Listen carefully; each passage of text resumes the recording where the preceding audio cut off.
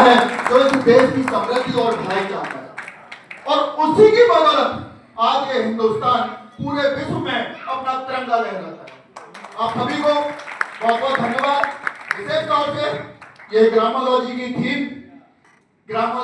Team और ग्रामोलॉजी के इतने जबरदस्त एक्साइटेड लीडर्स को बहुत बहुत धन्यवाद कि आपने आज अपना अमूल्य समय निकालकर अमृतसर की धरती पर आकर पंजाब के उस किसानों के साथ इस दिन को सेलिब्रेट करने का फैसला किया है, जो पंजाब पूरे भारत का धान का कटोरा या अन्न का कटोरा कहलाता है। उनका पूरे देश का, ना केवल देश का बल्कि विदेशों का भी पेट भरने की क्षमता रखता है। वहां आकर के आपने इस कार्यक्रम की लॉन्चिंग की, इसके लिए आपको विशेष तौर से धन्यवाद।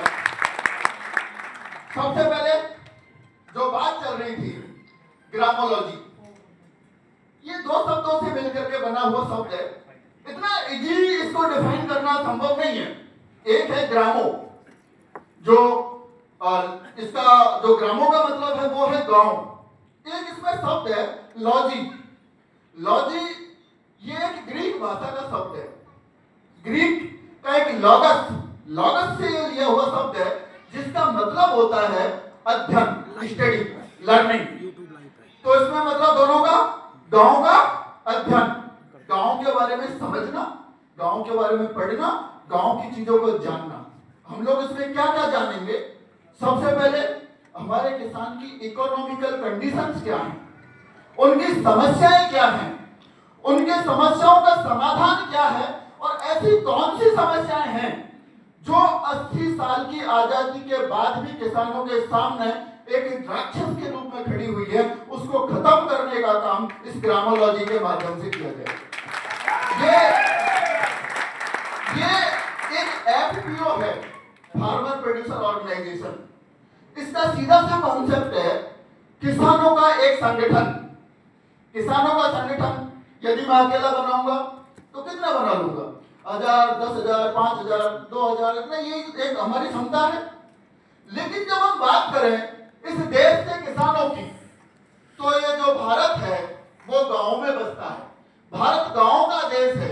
और जब पूरे भारत की हम बात करें तो विश्व की सेकंड लार्जेस्ट पॉपुलेशन हम लोग हैं, और पूरे देश के अलावा मतलब पूरे विश्व में सबसे बड़ा जो फार्मर कम्युनिटी है वो इंडिया की है। और उस कम्युनिटी को कनेक्ट करने के लिए अकेला कोई भी व्यक्ति कुछ कर नहीं सकता। सरकारें अपना प्रयास करती रही हैं और बहुत बेहतर किया है। जो देश कभी भुखमरी से पीड़ित था, जहां खाने का अनाज नहीं था, और हमारे उस तत्कालीन प्रधानमंत्री जी को यह कहना पड़ा कि एक दिन हम लोगों को भूखा रह करके व्रत करना पड़ेगा, तब जाकर के देश को अन्न की पूर्ति हो पाएगी। सरकारों ने काम किया, गवर्नमेंट ने अपना सिस्टम चलाया, और आज जितने कई सारे देश खाते हैं ना, उतना तो हम बर्बाद कर देते हैं। उतना हम प्रोडक्शन कर रहे हैं कि कई देश जब संकट में होते हैं उनको हम अनाज की पूर्ति करते हैं, आपूर्ति कर रहे हैं। और वर्ल्ड के सबसे बड़े अनाज उत्पादक देशों में भारत का नाम है। ये इस देश के किसानों की, सरकारों की मेहनत का ही परिणाम है।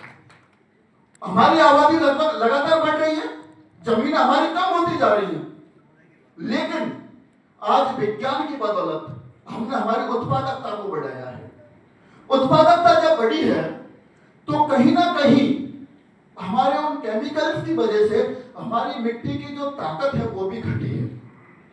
और वो जो ताकत घटी है उसको दोबारा हम लोगों को बढ़ाना है। उन केमिकल्स की वजह से कुछ बीमारियां भी हमारे अंदर आई हैं, जो कैंसर जैसी बीमारी आज से 20 साल 25 साल पहले जब हम बात करते हैं तो गांव में मुश्किल से किसी एक व्यक्ति को, 2 व्यक्ति को होती थी। लेकिन इस केमिकल के बढ़ते हुए प्रभाव ने इतने लोगों को बीमार किया कि कैंसर आज एक नॉर्मल, जिस तरह सर्दी बुखार वगैरह होता था उस तरह लोगों को कैंसर होने लगे, हार्ट अटैक होने लगे हैं। हार्ट अटैक की सिचुएशन यह थी कि हम ये मानते थे कि पैसे वालों की बीमारी है, गरीब किसान में कभी कोई हार्ट अटैक या किसी गांव के व्यक्ति को हार्ट अटैक की समस्या बहुत कम आती थी। आज वो बहुत ज्यादा बढ़ी है। डायबिटीज बहुत ज्यादा बढ़ा है। बीपी जो बहुत बाद में एज में लगभग 50-60 की एज में आता था, अब 30-35 साल की उम्र में बीपी की समस्याएं आने लगी। तो ये साइड साइड इफेक्ट को कम करने के लिए सरकारें अपना प्रयास कर रही हैं, लेकिन ग्रामोलॉजी उनके साथ मिलकर के जो प्रयास करने जा रहा है, गांव में जो पार्टनर बनाने जा रहा है, गांव में जो तकनीकी सिखाने जाएगा, जो विज्ञान के माध्यम से किसानों को समझाएगा, वही निश्चित रूप से देश का भविष्य संवारने का काम करेगा। और वो काम आप लोगों ने शुरुआत कर दिया। आज 14,000 लोग अभी बता रहे थे सर, मैपिंग हो चुके हैं, यानी कि 14,000 ग्राम पंचायतों में ग्रामोलॉजी पहुंच चुका है। इस देश की प्रत्येक ग्राम पंचायत में जब हमारा एक साथी होगा, डिपार्टमेंट के लोगों के साथ मिलकर के उनकी जो सरकारी योजनाएं हैं उनको पहुंचाने का काम करेगा, अभी उनको समझाने का काम करेगा। और जब तक आज तक तो हम कहते आए थे जय जवान जय किसान, लेकिन अब इस ग्रामोलॉजी के माध्यम से आज से आप लोगों के बीच में एक नया नारा गूंजना चाहिए, जय जवान जय किसान और जय विज्ञान। जब तक विज्ञान को समाहित नहीं करोगे, जब तक टेक्नोलॉजी को समाहित नहीं करोगे, तब तक खेती का और किसान का परिदृश्य नहीं बदल सकता। इस विज्ञान के माध्यम से, इस ग्रामोलॉजी के माध्यम से किसानों की तकदीर बदलने का काम आप इस हॉल में जो लोग बैठे हैं, ये तो सिर्फ लीडर हैं, टीम तो अभी बनना चालू हुई है। और ये जो एक व्यक्ति है, ये 1,000, 10,000 और 1,00,000 व्यक्तियों के बराबर ताकत रखता है। आपको अपनी ताकत को समझना होगा, आपको अपनी क्षमताओं को समझना होगा। और ग्रामोलॉजी का जो कॉन्सेप्ट है, ग्रामोलॉजी के इस कॉन्सेप्ट पे टिक करके विश्वास के साथ, जितनी ईमानदारी के साथ काम ये लोग कर रहे हैं। अभी मैं सर्वर वाले भाई साहब को सुन रहा था, कुलदीप जी को, मैडम उनको अप्रिशिएट कर रही थी कि सर हमारा तो सर्वर मालूम ही नहीं चला कब आपने कर दिया धड़ल्ले से। उन्होंने उस सच्चाई को स्वीकारा कि नहीं मैडम, सर्वर डाउन हुआ था। यदि ये लोग ईमानदार नहीं होते, झूठे लोग होते, तो ये बहुत प्राउड के साथ कहते कि नहीं मैडम, हम लोग इतना स्ट्रांग है कि हम किसी भी सर्वर से डाटा कभी भी चेंज कर सकते हैं, किसी प्रकार की कोई समस्या आ ही नहीं सकती। और जब लोग अपनी सच्चाई को स्वीकार करें, आप यदि कोई गलत है उस गलती को स्वीकार करें, तो निश्चित रूप से समझ लीजिएगा वो ऊंचाई तक जाने वाला है। क्योंकि झूठ पर चलने वाली इमारतें ज्यादा दिन नहीं टिकती। तारीफों के पुल आप बांध सकते हो, लेकिन जब उनको पार करोगे तो निश्चित रूप से डूब जाओगे। तारीफों के पुल बांधना अलग चीज है, और सच्चाई से अवगत करवा के उस सच्चाई को स्वीकार करना और गलतियों को सुधार करना, यही एक महान इंसान की पहचान। और ये मैं विगत 2-3 दिनों से यही चीज यहाँ ऑब्जर्व कर रहा हूँ। पहले ग्रामोलॉजी का जो कॉन्सेप्ट था, उसमें भी मैं कुछ दिन आप लोगों के बीच में आता रहता था। कई बार वैसे ही मतलब कोई दूसरी उससे मेल आईडी से ऐड हो जाता था। ये देख रहा था कि किस लेवल तक इन लोगों का जो ट्रस्ट है, जो बिल्डअप है, वो किस लेवल तक का है। क्योंकि कहते हैं ना, दूध का जला हुआ छाछ को भी फूंक फूंक करके पीता है। मैं वैसे उस कॉन्सेप्ट पे नहीं कहूंगा, लेकिन कहीं ना कहीं हम लोग भी उस धोखे के शिकार हुए लोग हैं जो धोखा खाने से डरते हैं।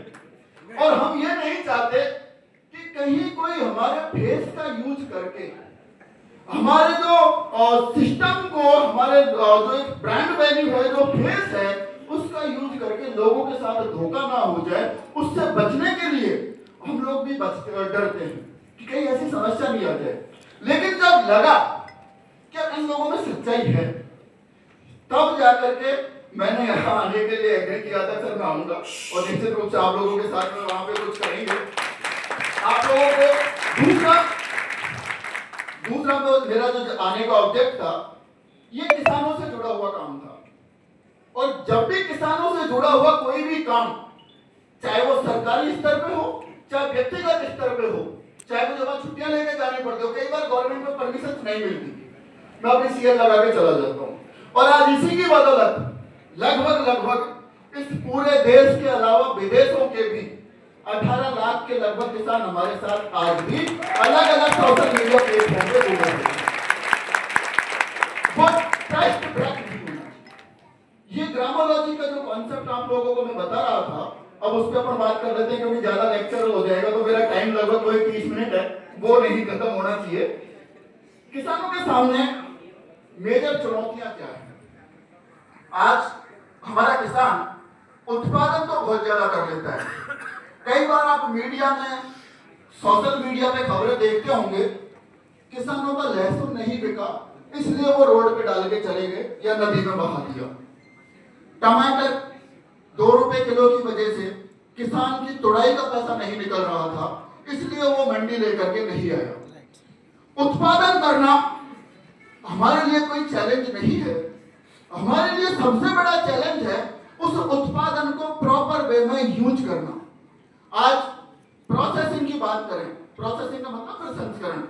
प्रसंस्करण क्या है, वैल्यू एडिशन क्या है, वो भी मैं एक लाइन बता देता हूँ। आलू है, आलू को काटा, चिप्स ड्राई किया, नमक मिर्ची डाला, चिप्स बना दिया और लगभग 10 ग्राम चिप्स को एक छोटे से पैकेट में पैक किया और उस पैकेट को ऐसा बनाया कि वो लगभग 50 ग्राम का लगे, क्योंकि उसमें हवा भर दिया गया। आप कहते हैं ना कि हवा तो फ्री है, फ्री कुछ भी नहीं है, उस हवा का भी आपको पैसा देना पड़ रहा है। और हमारे किसान जब आप उनके खेत में जाते हैं, यदि उसके खेत में गन्ना है तो बेचारा 2 गन्ने जबरदस्ती आपको दे देगा तोड़ के, सिर्फ बच्चों को खिला दीजिएगा, बच्चे यूज कर, मतलब बच्चे चूसेंगे, उनको यूज हो जाएगा। आप जाएंगे सब्जी लेने के, मतलब वहां पे खेत में सब्जी लगी हुई है, क्योंकि मैं रोज जाता हूँ, मेरा रोज का काम है ये, मैं फील्ड में रहता हूँ, मेरा जो जॉब है वो किसानों के साथ ही है। गवर्नमेंट की योजनाओं की जानकारी देना, टेक्निकल सपोर्ट और उसके अलावा कैसे वैज्ञानिक खेती पर, वैज्ञानिक तकनीकी के ऊपर उनको जागरूक किया जाए। कई बार मुझे वो फोन करते हैं, मैसेज करते हैं, बुला लेते हैं कि सर मेरी फसल में ये रोग है, यदि आप आ जाएंगे तो मुझे थोड़ा सा फायदा मिल जाएगा। मैं प्रयास करता हूं कि वहां जाऊं और उनकी जो समस्याएं हैं उनको देख के वहां उनको जो भी समाधान है वो बता करके आता हूं। और जब आता हूं, बाइक बैठ के पूछ लीजिएगा, ऐसा कभी कोई दिन नहीं होता कि मुझे खाली हाथ वहां से आना पड़े। सब्जी चाहे आप मना करो कि मेरा फ्रीज भरा हुआ है, लेकिन वो रखेंगे आपको। इस देश में यदि किसी में देने की ताकत है तो वो एकमात्र किसान है जो आप लोगों को सब कुछ देगा।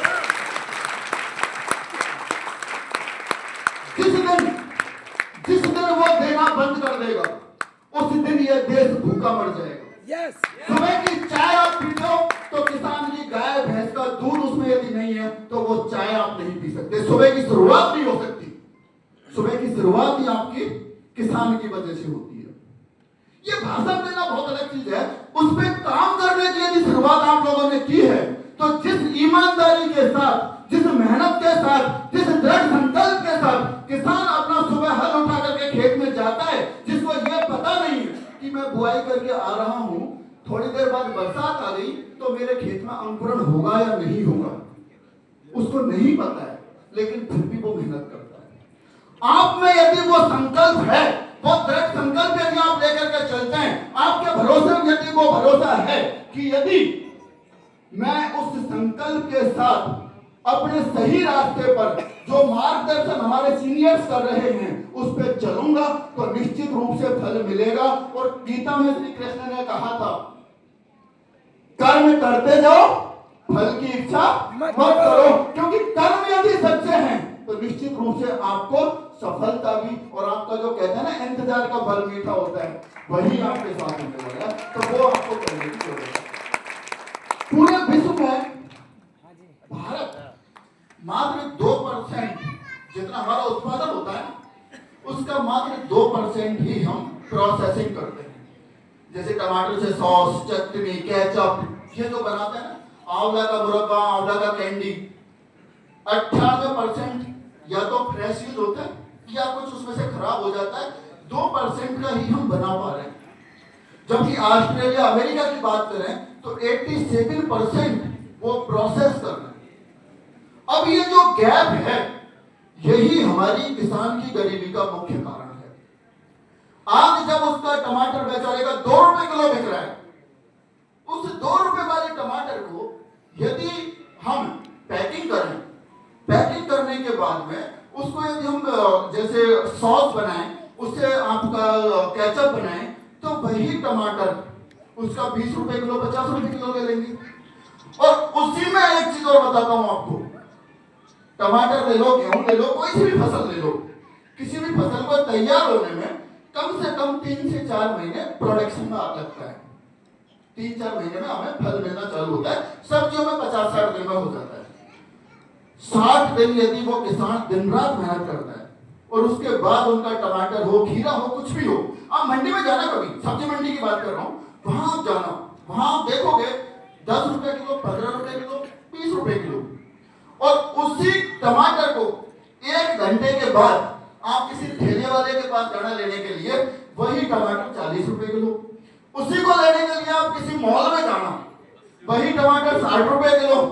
और उसी टमाटर पे या हमारी जो किन्नू है या हमारा अमरूद है, उस पे एक 10 पैसे का टैग लगाते हैं, बेस्ट क्वालिटी। उसको बेस्ट क्वालिटी लिखते हुए ही 10 गुना उसकी कीमत बढ़ जाती है। यह बात हम लोगों को, किसानों को समझानी है कि आप जो भी कर रहे हो, ग्रेडिंग और सॉर्टिंग, जैसे कि सर ने बताया, जो बेस्ट क्वालिटी है वही आप करो। और कुछ लोग बहुत बड़े जो व्यापारी इस टाइप के हो गए हैं, वो बहुत बड़ा धोखा भी करते हैं आप लोगों के साथ, कस्टमर के साथ। जो बेस्ट क्वालिटी का टैग लगा होता है ना, वहां कोई ना कोई दाग या धब्बा होता है, उसको कवर करने के लिए भी वो लोग लगा देते हैं। तो उस चीज को हमारे किसानों को समझाने की जरूरत है कि आप ग्रेडिंग करें, सॉर्टिंग करें, और उसके बाद जो सबसे मेजर बात है वो है मार्केटिंग। यदि बाजार आपके पास है तो आप मिट्टी को भी बेच सकते हैं। आप लोग अमेजन है ना, फ्लिपकार्ट है, वहां देख सकते हैं जो गाय के गोबर के उपले या कंडे बने होते हैं, वो भी बिक रहे हैं। हम हमारे घरों में आज से 15-20 साल पहले या 10 साल पहले की हम बात करें, या जो ग्रामीण परिवेश जहां आज भी पाश्चात्य संस्कृति पहुंचने में थोड़ी सी लेट हुई है, वहां आप आज भी बात करें, हमारे जो घर के बर्तन हैं उनकी धुलाई के लिए हम आज भी चूल्हे की बानी या राख काम में लेते हैं। लेते रहे ना, सब लोगों ने देखा होगा। लेते हैं। अब उसके बाद आते हैं बड़े बड़े डिटर्जेंट पाउडर, नींबू वाली तक वो शक्ति एक ही बार में साफ कर दिया जाएगा। उनके बारे में जब आप पढ़ते हो तो वो कैंसरस कारक उसमें कहीं ना कहीं जो चूना होता है ना बर्तन धोने का, बार बार आप उसी को रिपीटेडली यूज करते हैं, बैक्टीरिया डेवलप होते हैं। बैक्टीरिया इतने इजीली हटने वाले नहीं होते, और उसको जब बार बार आप यूज कर रहे हो तो वो कहीं ना कहीं उसमें प्लास्टिक के भी होते हैं, और जो चूना वगैरह आता है, कुछ लोहे के होते हैं, और वो उसमें आर्सेनिक होता है, तो कैंसर के लिए भी आप लोगों को रेस्पॉन्सिबल बनाता है। कैंसर, ये जो बीमारियां आने का जो रीजन है, ये कहीं ना कहीं हमारा बहुत मॉडर्न हो जाना भी है। आज वही चूल्हे की राख जिसको आप लोगों ने छोड़ा है, उसी को बड़े बड़े घरों में यूज किया जा रहा है। अमेजन और फ्लिपकार्ट पे आप देख लीजिएगा, बहुत बैग भी बिक रही है। क्यों बिक रही है? क्योंकि मार्केट अवेलेबल है। अब जब ग्रामोलॉजी का जो कॉन्सेप्ट है, ये मार्केटिंग बेस्ड भी है। आप लोगों को सेलर अकाउंट खुलवाने की बात करते हैं। सेलर अकाउंट जब वहां पे होगा, हमारा किसान यदि वहां अपना प्रोडक्ट सेल कर पाएगा, और वहां से चाहे वो देश की विदेश की कहीं भी कोई बड़ी डिमांड आती है, तो वहां पर उनके प्रोडक्ट की जब डिमांड होगी, वहां मार्केटिंग होगी, तो निश्चित रूप से उस किसान को अच्छी आमदनी भी मिलेगी। और जब अच्छी आमदनी मिलेगी तभी उनकी लाइफ स्टाइल सुधरेगी। तो ये जो काम आप लोग कर रहे हैं, ये कोई बहुत छोटा काम नहीं है। आप ये सोचिए, जिस काम को आप करने जा रहे हैं, ये देश आज 80वां स्वतंत्रता दिवस मना रहा है ना, तब से प्रयास कर रहा है, लेकिन अभी उस ऑप्टिमल स्टेज पे हम नहीं पहुंच पाए हैं जहां हमें पहुंचना चाहिए था। उसको पहुंचने में आप लोग जो सहब, और मतलब कहते हैं ना, सफर में कोई हम सफर मिल जाए, तो आप लोग उस सफर में हम सफर का काम करने जा रहे हैं। और हम सफर मिल करके जब आप निश्चित रूप से उस ऊंचाइयों पे जाएंगे, तो निश्चित रूप से वहां किसानों की आमदनी बढ़ाने का काम करेंगे। इसके अलावा किसी भी चीज की, जैसे मैंने कहा कि विज्ञान बहुत जरूरी है। आज आप यदि बीमार हो जाते हैं और किसी झोले छाप डॉक्टर के पास चले जाते हैं, वो बिना जांचे परखे आप लोगों को टैबलेट देना चालू कर दे। अभी हाल ही में मैं एक अपने फ्रेंड की छोटी सी एक स्टोरी बताने जा रहा हूं। मेरा एक दोस्त, वो एग्जाम की तैयारी कर रहा था, उसको बुखार हुआ, बुखार हुआ तो उसने वैसे ही, क्योंकि यहाँ घर घर में डॉक्टर हैं, रिकमेंड कर दिया पैरासीटामोल ले लीजिए। वो ये सोच के कि यार मेरे को ज्यादा टाइम खराब नहीं हो एग्जाम की वजह से, पैरासीटामोल लेता गया। बुखार उतर नहीं रहा था, जैसे ही चढ़ता था फिर पैरासीटामोल ले लेता था। ये लगभग 15-20 दिन ये सिम्टम्स चले, जैसे जल्दी जल्दी आ रहा था तो डोज बढ़ाता चला गया। और आज उससे गलती की बदौलत उनका किडनी ट्रांसप्लांट हुआ है, अपनी बहन ने उनको किडनी डोनेट किया है। इसलिए हमें किसी भी चीज की जांच करवाना बहुत जरूरी है। और ये जो मिट्टी की जांच है ये इसीलिए सबसे ज्यादा जरूरी है क्योंकि हम लोग बिना उस मिट्टी की हेल्थ को जाने पहचाने लगातार यूरिया डीएपी डाले जा रहे हैं। एक क्षमता होती है ना डालने की और सहन करने की। मैं आपको 2-4 गलत बात कहूं, आप एक बार सुनेंगे, दूसरी बार सुनेंगे, तीसरी बार आप रिएक्ट करेंगे। मिट्टी के साथ हमने वही किया, हमारी मृदा के साथ हमने वही किया। वो यूरिया डालते गए, वो सहन करती गई, फिर डाला, फिर सहन किया। और ये लगभग हमने जब हमारी हरित क्रांति आई थी तब से लेकर के 50-60 साल से लगातार हम उनके साथ वही करते आ रहे हैं। तब उन्होंने रिएक्ट करना चालू किया और जो जहर आपने डाला उसी जहर को उन्होंने खाने में आपको वापस देना चालू किया। एक दवा है एट्राजिन, इन दोनों बहुत ज्यादा यूज हो रही है। उसमें क्या है, उसमें जैसे आपकी जो घास वगैरह आ जाती है फसल में, एक बार स्प्रे किया वो घास खत्म, एक बार में खत्म होती है। उस दवा का जमीन पर असर जब आप पढ़ेंगे 18 महीने तक रहता है। 18 महीने तक वो दवा जमीन पे असर करती है। और जो बाजरे की फसल में, मक्का की फसल में ज्यादा यूज होती है, मक्का और बाजरा 90 दिन के अंदर अंदर हमारे घर में आ जाता है। वैसे उसका जो दिन है 75-80 दिन में पक करके कंप्लीट, 2-4 दिन बाद में घर में आ जाता है और हम उसको खाते हैं। कितने दिन बाद? 80 से 85 दिन बाद या 90 दिन बाद। जिस दवा की वजह से 18 महीने तक जमीन में उसकी जो क्वांटिटी वो पड़ी है उसको 80 दिन बाद आप खा रहे हैं, तो कैंसर ही पैदा होना है।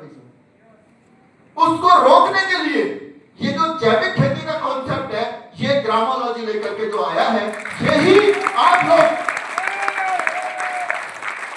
आप लोग इस देश को, सिर्फ किसान को इकोनॉमिकल स्ट्रॉन्ग नहीं कर रहे हैं, आप इस देश के उस व्यक्ति को जो खेती नहीं करता है लेकिन खाना तो खाता है ना। जो भी व्यक्ति भोजन करता है, चाहे वो पशु पक्षी इंसान कोई भी हो, उस प्राणी को स्वस्थ रखने का काम भी आप लोग करने जा रहे हैं। तो ये आप लोगों के लिए बहुत प्राउड मोमेंट है। और उस हेल्थ के प्रति आप लोगों को जागरूक करेंगे ऑर्गेनिक के माध्यम से। ऑर्गेनिक की तरफ आप लोग जो काम करने जा रहे हैं, ये वाकई आप लोगों को बहुत बड़ा मार्केट इसमें मिलने वाला है इन फ्यूचर। आज का जो जमाना है वो खेती पे आ गया है, और वो भी जैविक खेती पे। बड़े बड़े जो सेलिब्रिटीज हैं, चाहे वो किसी भी सेलिब्रिटी को ले लो, सब अपने फार्म हाउस बनाने लगे हैं। और कोरोना के बाद तो बहुत ज्यादा बढ़ाने लगे हैं, क्योंकि उनको इसका महत्व समझ में आ गया कि यदि हमारे पास खेत है और हम शुद्ध यदि कुछ खा सकते हैं तो वही सबसे ज्यादा बड़ी हमारी पूंजी है। उसके अलावा अस्पतालों में जो जीवन निकले उससे बढ़िया है कि हम अपना खेत पे जीवन निकालना प्रारंभ करें। वही आप लोग करने जा रहे हैं। और इसके अलावा आपका एक दूसरा, फसल में कीट रोग वगैरह की जानकारी आप लोग दे सकते हैं। उसके लिए आपके साथ बहुत सारे एक्सपर्ट्स जुड़ेंगे, अलग अलग जगह से एक्सपर्ट्स जुड़ेंगे। जिस फसल के जो साइंटिस्ट है वो आप लोगों के साथ कनेक्ट होना चालू हो जाएंगे, क्योंकि ये जो कॉन्सेप्ट है ये किसी एक गांव के लिए नहीं है, एक क्षेत्र के लिए नहीं है, एक जिले के लिए नहीं है।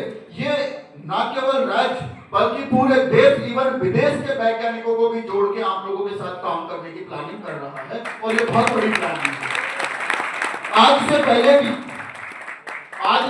भी बहुत सारे लोगों ने प्रयास किए, एफपीओ बने, लेकिन वो एक क्षेत्र तक सीमित हो गए, कहीं उस लेवल पर नहीं पहुंच पाए जिस लेवल पे एफपीओ की शुरुआत आज ग्रामोलॉजी ने की है। 14,000 पार्टनर, और उस एक पार्टनर के पास एक ग्राम पंचायत। तो आज की डेट में यदि एक ग्राम पंचायत में हम 500 किसान मिनिमम से मिनिमम मान के चलें तो आप काउंट कर लीजिए 14,000 × 500 कितने लोगों के साथ कितने बड़े स्तर पे आप शुरुआत कर सकते हैं। जहां पहुंचने में लोगों को बरसों लग जाते हैं, दशक तक पूरे हो जाते हैं, वहां से आप शुरुआत कर रहे हैं। तो आप लोगों ने यहाँ से कि इसमें जैविक खेती का और उसकी जरूरत क्यों है वो आपको मैंने बता ही दिया। अब इसके समाधान आप लोगों को ट्रेनिंग्स करवानी है, लेकिन ट्रेनिंग करवाने से पहले खुद को ट्रेनिंग लेना बहुत जरूरी है, क्योंकि ज्यादातर लोग खेती करते तो हैं, एग्रीकल्चर बैकग्राउंड के भी पिताजी ने खेती की है, अपने दादाजी की खेती रही है, लेकिन उस वैज्ञानिक खेती, आधुनिक खेती पर हम लोग अभी नहीं पहुंच पाए हैं जिसकी परिकल्पना ग्रामोलॉजी कर रहा है। और उस तक पहुंचने के लिए आपको खुद का नॉलेज होना बहुत जरूरी है। आज आप किसी भी चीज के लिए कोई प्लान बताने जाए पर आप उस प्लान के बारे में प्रॉपर खुद जानकारी नहीं दे पा रहे हैं, सामने वाले को क्या समझाओगे? वो 2 मिनट में आपको समझा के विदा कर देगा। जिस किसान को अपनी पूरी जिंदगी निकल गई खेती करने में, 40 साल 50 साल 60 साल तक खेती की है, उनको आप 1-2 सेशन लेकर के ज्ञान देने चले जाएं तो उस 60 साल के अनुभव के सामने हमारा ज्ञान लगभग खत्म हो जाएगा। और जो किसान आपके साथ जुड़ सकता है वो भी ये समझ के नहीं जुड़ेगा कि यार इसको तो खुद को ही पता नहीं, मुझे क्या समझाएगा। इसलिए खुद को इतना स्ट्रॉन्ग कर लीजिए, इतने सेशंस आप लीजिए, इतनी ट्रेनिंग आप कीजिए जिससे कि आप किसानों को प्रॉपर वे में कन्विंस कर सकें। यदि आप कन्विंस नहीं कर पाएंगे तो वो हमारा बहुत बड़ा फेलियर है। और इस